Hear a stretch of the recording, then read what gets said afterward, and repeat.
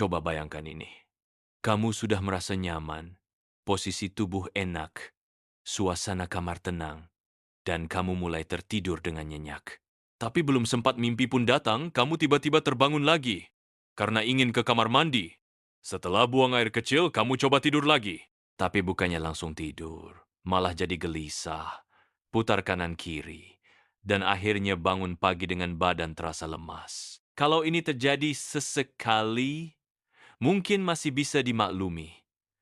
Tapi bayangkan kalau setiap malam seperti itu. Tubuh kita tidak pernah benar-benar masuk ke fase tidur dalam, padahal itu penting banget untuk memperbaiki sel, memulihkan energi, dan menjaga keseimbangan hormon.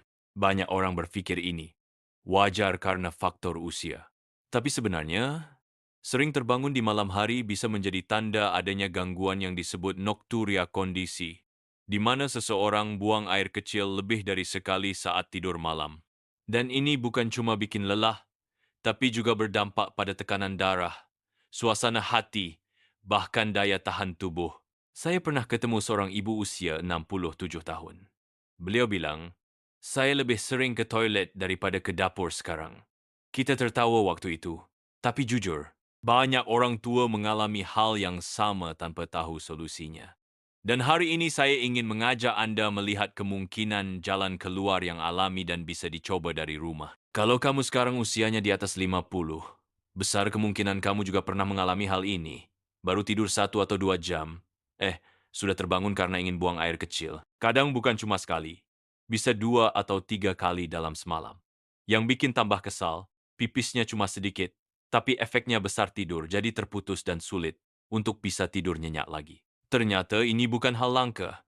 Berdasarkan data dari National Sleep Foundation, sekitar 70% orang usia di atas 60 mengalami kondisi yang disebut nokturia. Yang harus kita pahami, gangguan tidur seperti ini tidak bisa dianggap sepele. Kurang tidur berkepanjangan bisa memengaruhi tekanan darah, memperburuk daya ingat, menurunkan sistem imun, bahkan meningkatkan risiko gangguan jantung dan stroke. Jadi kalau kamu mengalaminya, jangan dibiarkan terus. Tubuh butuh istirahat yang utuh, bukan potongan-potongan tidur yang terganggu setiap malam. Saya ingin cerita sedikit dari pengalaman pribadi. Ibu saya sekarang usianya 66 tahun. Beberapa waktu lalu, beliau mulai sering mengeluh soal tidur malam. Katanya, tidurku kayak pakai alarm. Tiap 2 jam bangun, cuma buat pipis. Awalnya saya pikir itu hal biasa ya, namanya juga usia lanjut. Tapi makin lama, saya lihat sendiri dampaknya. Beliau jadi cepat lelah, gampang lupa, dan lebih sensitif. Bahkan, aktivitas ringan pun terasa berat. Kita sudah coba banyak cara, mulai dari teh herbal, teknik relaksasi, sampai konsultasi ke dokter. Ada juga yang menyarankan obat tidur. Tapi masalahnya, beberapa obat malah memperparah keinginan buang air kecil karena efek diuretiknya. Akhirnya, ibu malah makin sering ke kamar mandi. Nah, titik baliknya datang saat saya baca sebuah artikel ilmiah di jurnal nutrisi. Di situ dijelaskan bahwa ada beberapa jenis sayuran yang bisa membantu tubuh tidur lebih nyenyak secara alami.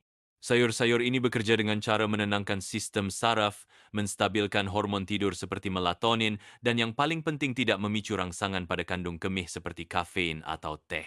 Sebagai seorang praktisi kesehatan, saya berpikir ini layak dicoba. Toh, ini bahan alami. Tidak ada risiko ketergantungan dan tidak bikin organ tubuh stres seperti obat-obatan kimia. Dan benar saja, setelah ibu rutin konsumsi 3 jenis sayuran yang akan saya bahas nanti, kualitas tidurnya mulai membaik. Tidak instan, tapi perlahan dan stabil. Dari situ, saya makin yakin bahwa alam sering menyimpan solusi yang sederhana, tapi sangat efektif asal kita tahu caranya. Sayuran pertama yang saya rekomendasikan adalah seledri. Banyak orang mengira seledri itu cuma pelengkap sup atau lalapan, padahal manfaatnya luar biasa, terutama untuk kualitas tidur dan kesehatan jantung. Seledri mengandung senyawa alami bernama phtalides yang fungsinya membantu melemaskan pembuluh darah. Ketika pembuluh darah rileks, aliran darah jadi lebih lancar, tekanan darah menurun, dan tubuh lebih mudah masuk ke mode istirahat. Tapi ada satu hal penting yang sering orang lewatkan, waktu konsumsi. Seledri memang punya efek diuretik ringan, artinya bisa merangsang tubuh untuk membuang kelebihan cairan. Tapi, berbeda dengan kopi atau teh yang membuat kita kehilangan cairan secara berlebihan dan memicu dehidrasi, efek seledri justru lebih seimbang. Ia bantu tubuh menjaga kadar cairan tetap ideal, tidak kelebihan, tidak kekurangan. Karena itu, jangan konsumsi seledri malam hari. Kalau dikonsumsi terlalu dekat waktu tidur, ya tetap saja kita bisa bolak-balik ke toilet. Waktu terbaik adalah sore hari, sekitar pukul 3 sampai 5. Bisa dibuat jus campur apel dan sedikit madu agar rasanya lebih segar dan manis alami. Ibu saya minum jus seledri ini secara rutin setiap sore selama 2 minggu. Hasilnya, mulai terasa beliau masih kadang bangun malam, tapi hanya sekali. Dan itu pun tidak setiap hari. Tidur jadi lebih tenang. Badan terasa lebih ringan saat bangun pagi.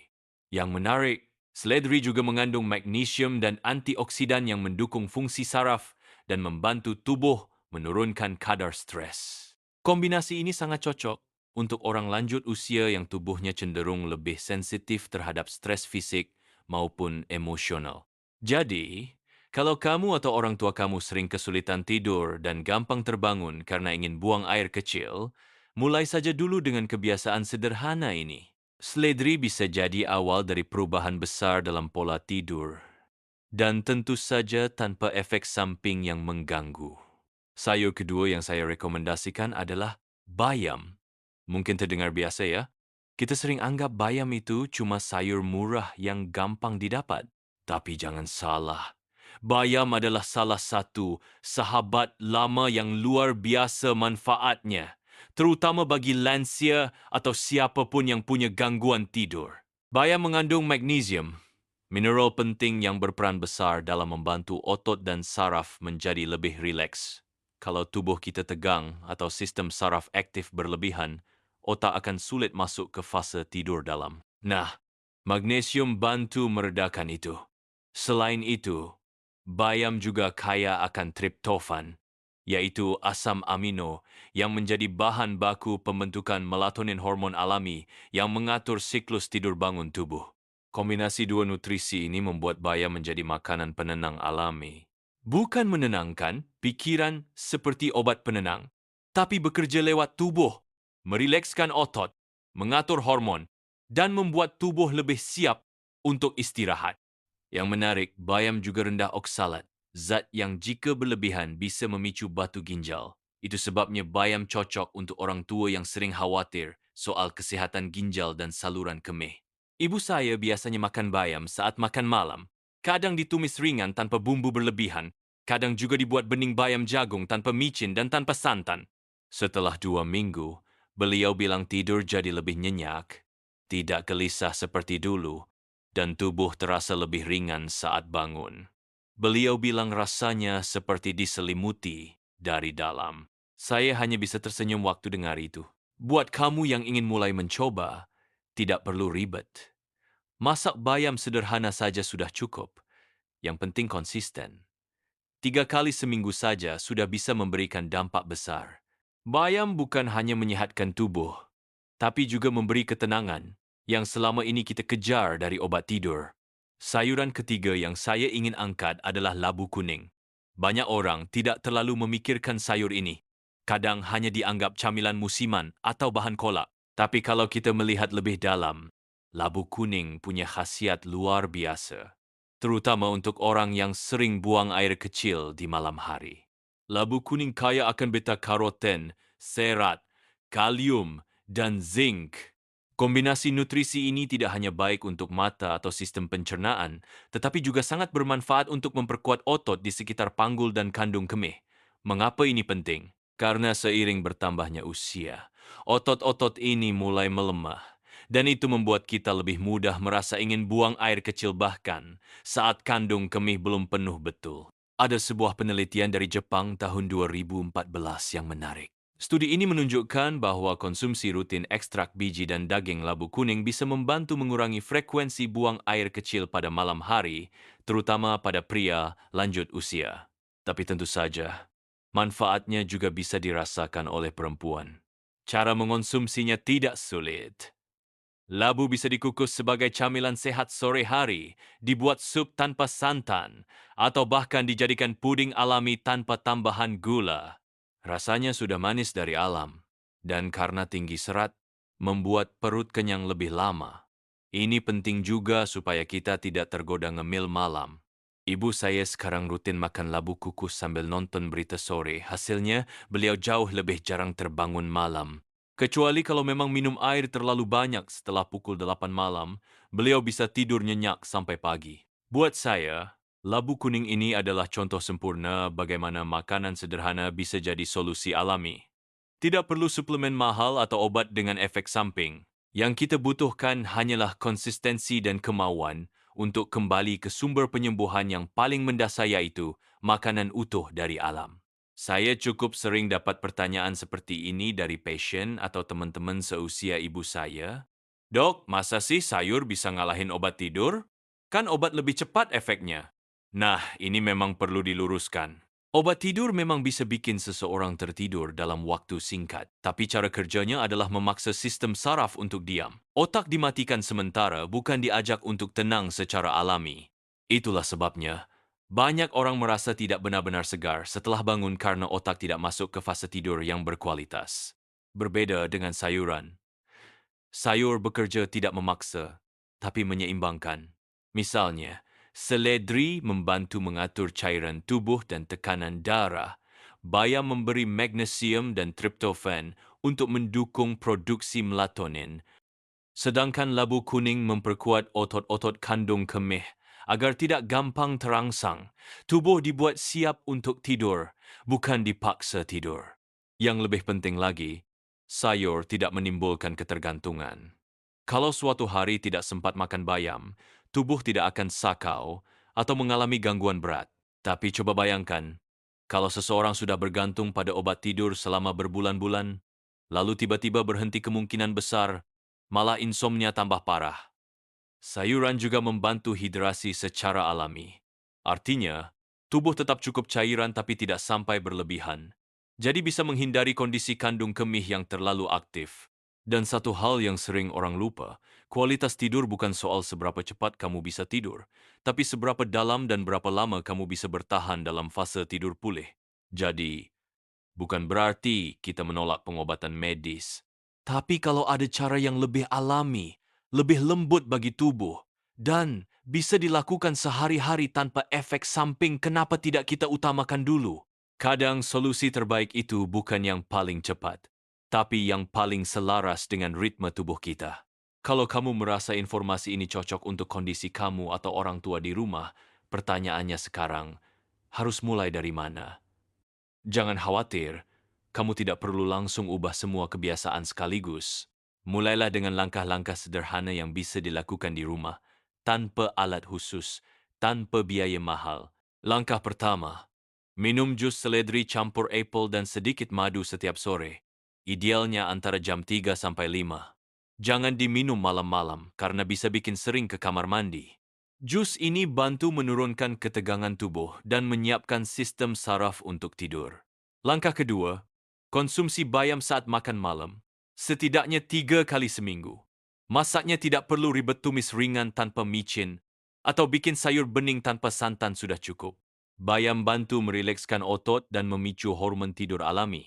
Langkah ketiga, makan labu kuning kukus atau sup labu 2 hingga 3 kali seminggu. Waktu terbaik adalah sore hari. Selain bantu kenyang lebih lama, labu juga memperkuat otot kandung kemih agar tidak gampang bereaksi saat tidur. Langkah keempat, kurangi konsumsi air putih setelah pukul 8 malam. Boleh tetap minum kalau haus, tapi jangan berlebihan. Selain itu, jauhkan gadget 1 jam sebelum tidur dan gantikan dengan aktivitas yang lebih menenangkan seperti mendengarkan musik lembut atau bacaan rohani. Berikan waktu sekitar 2 hingga 3 minggu untuk melihat hasilnya. Jangan buru-buru menyerah, karena tiap tubuh punya ritme sendiri. Kuncinya di sini adalah konsisten, sabar, dan percaya bahwa tubuh punya kemampuan luar biasa untuk memulihkan diri asal diberi kesempatan dan dukungan yang tepat. Mungkin kamu bertanya, apakah ini solusi yang sempurna? Jawabannya, Belum tentu, karena tidak ada satupun metode yang cocok untuk semua orang. Setiap tubuh punya kondisi, ritme, dan respon yang berbeda. Tapi, kalau kamu merasa sudah terlalu lama bergantung pada obat tidur, atau sudah terlalu sering terganggu oleh buang air kecil di malam hari, kenapa tidak beri kesempatan pada tubuh untuk mencoba pendekatan yang lebih alami? Ingat, tubuh kita seperti tanaman. Ia butuh waktu untuk menyesuaikan, butuh dirawat secara perlahan, dan tidak bisa dipaksa berubah dalam semalam. Tapi kalau kamu rawat dengan sabar dan konsisten, hasilnya akan terasa bukan hanya di malam hari saat tidur, tapi juga di siang hari saat kamu merasa lebih segar, fokus, dan tidak lagi dikejar-kejar rasa lelah. Yang saya tekankan di sini adalah perubahan gaya hidup kecil bisa memberi dampak besar asalkan dilakukan dengan benar. Bukan cuma soal makan sayur, tapi juga soal membangun rutinitas sehat, mengatur waktu istirahat, dan memberi ruang bagi tubuh untuk pulih secara alami. Kalau kamu merasa informasi ini bermanfaat, silakan bagikan ke orang tua, teman, atau siapapun yang sedang berjuang dengan gangguan tidur. Dan kalau kamu punya cerita atau pengalaman pribadi, boleh juga tulis di kolom komentar atau diskusi. Kita bisa belajar dari pengalaman satu sama lain. Karena di usia berapapun, kesehatan bukan sekadar angka tapi soal kualitas hidup yang layak untuk dinikmati setiap hari.